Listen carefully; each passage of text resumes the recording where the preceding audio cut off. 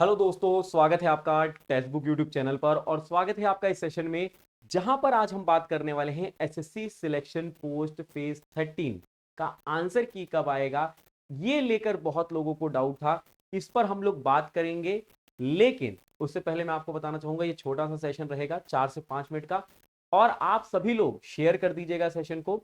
चलिए स्टार्ट करते हैं। तो देखिए दोस्तों, प्रॉब्लम्स तो बहुत सारी हुई, उनको हम लोग लेकर बहुत सारे सेशंस भी किए, आप लोग को भी पता है और वो हमें भी पता है। तो यहां पर उन प्रॉब्लम्स को हम लोग थोड़ा बहुत डिस्कस करेंगे, ज्यादा नहीं करेंगे और चीजों पे बात करेंगे। तो अगर हम बात करें जब पहले एग्जाम्स होते थे, टीसीएस कंडक्ट कराता था, तब के डेटा को एक बार नजर कर डालते हैं। तो देखिए दोस्तों, अगर मैं सबसे पहले बात करता हूं कि यहाँ पे एसएससी सिलेक्शन जो है पोस्ट फेज 12 की बात करते हैं, उससे पहले हम 11 की बात कर लेते हैं। तो 11 की अगर हम बात करेंगे, जो 2023 वाला था, उसके एग्जाम्स जो है वो कब से कब हुए थे। तो 27 जून, देखिए जून 27 से लेके जून 30 तक हुए थे। मतलब 27, 28, 29, 30, 4 दिन एग्जाम चला था। 4 डेज एग्जाम चला था, 4 दिन में इन्होंने एग्जाम करा दिया था। और रिजल्ट कब आया था? 13 जुलाई। तो मतलब जो है यहां पर अगर हम बात करें 31 और ये 4, मतलब 14 दिन, 14 डेज पे आपका जो है रिजल्ट आ गया था। 14th डे पे 14 दिन पे रिजल्ट आ गया था। ये कब की बात हो रही है? फेज जब 11 का पेपर हुआ था, ठीक है, तब की बात हो रही है। अब फेज 12 की बात करते हैं। फेज 12 2024 वाला, ठीक है, ये कब से कब हुआ था? ये भी जून के महीने में हुआ था, ठीक है। कब हुआ? 20, 21, 22, 25, 26, 1, 2, 3, 4, 5, 5 डेज एग्जाम चला, 5 दिन एग्जाम चला था, ठीक है। और इसका रिजल्ट जो है, मतलब आंसर, रिजल्ट नहीं, आंसर की कब आ गई थी? तो इसकी आंसर की आ गई थी 2 जुलाई 2024 को। मतलब जो है अगर मैं देखूं 27, 28, 29, 30, 31, 1, 2, मतलब 7th डे, मतलब 7वें दिन पर जो है मतलब आंसर किया गया था। तो अगर एग्जाम सही तरीके से कंडक्ट होते थे तो इस तब आते थे रिजल्ट आपके, मतलब रिजल्ट मतलब 7 से 14 दिन के अंदर आपके जो है आंसर किया जाते थे, जब सब कुछ सही चलता था, तब की मैं बात कर रहा हूं, ठीक है। लेकिन इस बार तो बहुत सारी गड़बड़ियां हुई, जैसे कि दोस्तों एसएससी दूर सेंटर दिया, ठीक है। उसके बाद जो है वहां पे माउस का ना चलना, पेन की क्वालिटी खराब देना, ठीक है। क्वेश्चन जो लेवल था ग्रेजुएशन का वो इतना हाई कर देना, ठीक है। पैटर्न के हिसाब से क्वेश्चन ना देना, मैथ्स रीजनिंग में मैथ्स के क्वेश्चन पूछना, बहुत सारी चीजें हुई थी, ठीक है। बहुत सारे मल्टी स्टेटमेंट जी के जीएस के देना, जिसकी वजह से टाइम टेकिंग हो गया था। बहुत सारी चीजें हुई, बहुत सारे कैंसिल हुए एग्जाम, बहुत सारे रीशेड्यूल हुए। तो कैंसिल होने के बाद और रीशेड्यूलिंग के लिए कुछ एक जो है दोस्तों एक नोटिस आता है। आप लोगों ने भी शायद ये नोटिस देखा होगा। इसमें मैं आपको कुछ चीजें बता देता हूं। इन्होंने क्या कहा था कि during the conduct of the above examination, above examination मतलब ये एसएससी सिलेक्शन पोस्ट की बात कर रहे हैं, there were disruption certain candidates in taking the examination. बहुत सारे बच्चों को परेशानी हुई, डिसरप्शन हुआ एग्जाम देने में, ठीक है। Owing to technical factor and operational reason, बहुत सारे जो है दोस्तों टेक्निकल फैक्टर थे और ऑपरेशनल रीजन थे जिसकी वजह से उनको परेशानी हुई।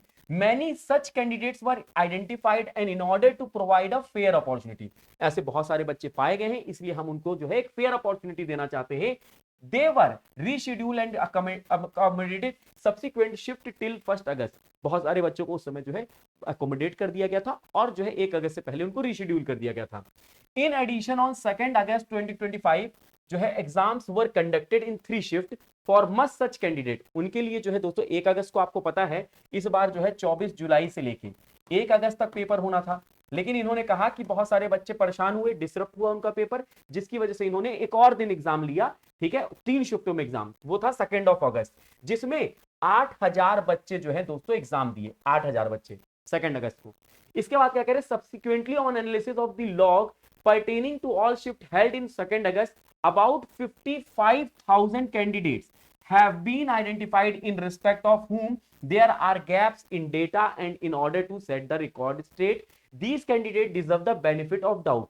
कह रहे 55,000 बच्चे ऐसे और पाए गए जिनके साथ ऐसा देखने को मिला, तो या तो उनको जो है सीधा मतलब उनके साथ भी ऐसा किया जाए या उनको जो है बेनिफिट ऑफ डाउट मिले, ठीक है, उनको भी कोई बेनिफिट मिले। According the commission has decided that for these candidate another opportunity would be provided। वो ये कह रहे हैं कि हम इनको एक और अपॉर्चुनिटी देंगे, इन बच्चों को जो 55,000 बच्चे हैं इनको, क्योंकि दोस्तों 11.5 लाख बच्चे लोगों ने लगभग फॉर्म भरा था, ठीक है। 11.5 लाख लोग, सेंटर दूर हो जाने की वजह से केवल 5.5 लाख लोग पेपर दे पाए, केवल 5.5 लाख। मतलब 50% लोगों ने लगभग पेपर दिया है। ठीक है, अब इसमें से 55,000 बच्चे भी जो है आइडेंटिफाइड हुए कि उनको साथ डिस्टर्ब हुआ है। तो अब ये क्या कह रहे हैं, अनदर अपॉर्चुनिटी इनको दी जाएगी। ठीक है, इनके टेस्ट लिए जाएंगे फ्राइडे द 29 अगस्त 2025, मतलब ये 29 अगस्त 2025 को ये इनका टेस्ट लेंगे।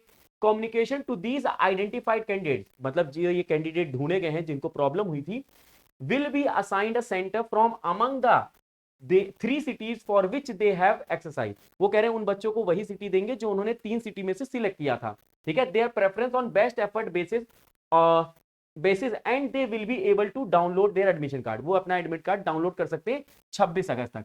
मतलब 29 अगस्त को ये पेपर कराएंगे। कब? 29 अगस्त को पेपर होगा, 26 अगस्त तक वो बच्चा एडमिट कार्ड डाउनलोड कर सकता है और वो उसको सिटी वही मिलेगी जो वो ये मांगे हैं 3 में से। तो इसका मतलब है कि बच्चे जो पहले मांगे थे वो नहीं दिए गए थे, तभी तो ये कह रहे हैं कि जो बच्चे मांगेंगे उनको वही दिया जाएगा।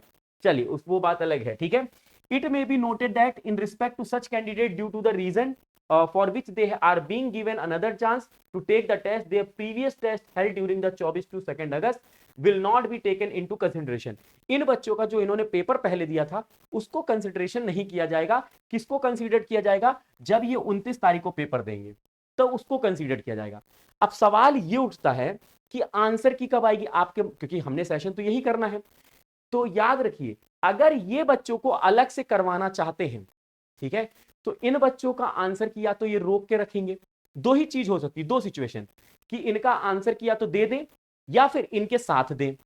तो अगर अलग से देते हैं तो मैं आपको बता दूं, जिन बच्चों का पेपर हो गया है 1 अगस्त को, तो अभी तक देखा जाता था 7 से 14 दिन के भीतर आ जाता है। तो मतलब जो है दोस्तों, कुछ दिनों बाद आ जाना चाहिए, 5-6 दिन बाद इनका आ जाना चाहिए। मतलब 15 अगस्त से लेके 17 अगस्त तक आ जाना चाहिए। ठीक है, 15 अगस्त से 17 अगस्त तक आंसर की आ जाना चाहिए इन बच्चों का जिनका पेपर हो चुका है।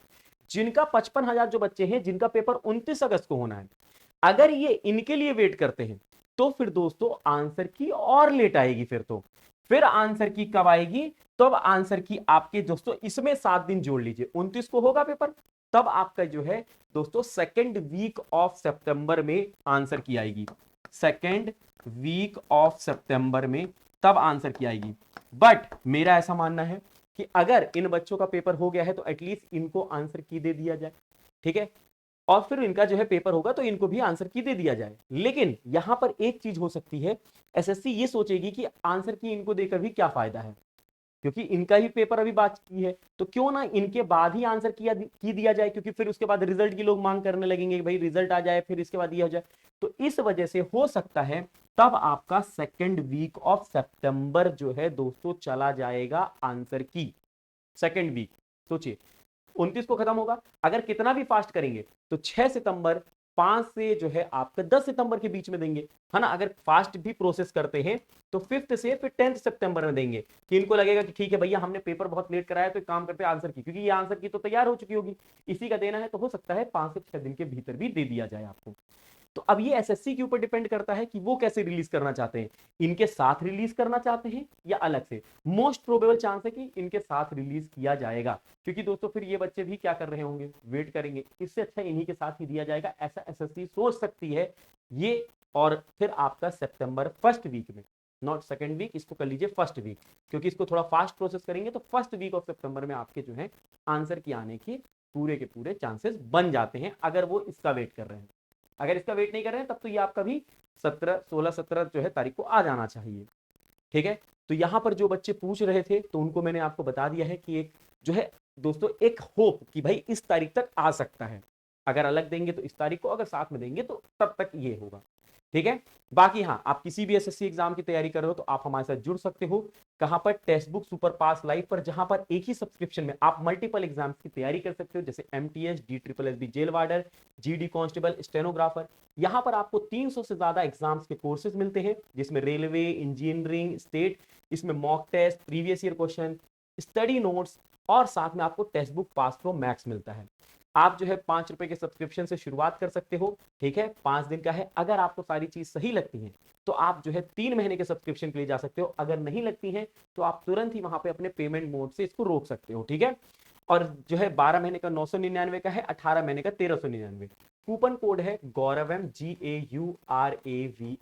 ठीक है, इसी वीडियो के नीचे डिस्क्रिप्शन में लिंक है, वहां पर आप जाके कूपन कोड यूज कर सकते हैं। देखिए दोस्तों, सिलेक्शन पोस्ट को लेकर बहुत से लोगों को प्रॉब्लम हुई थी।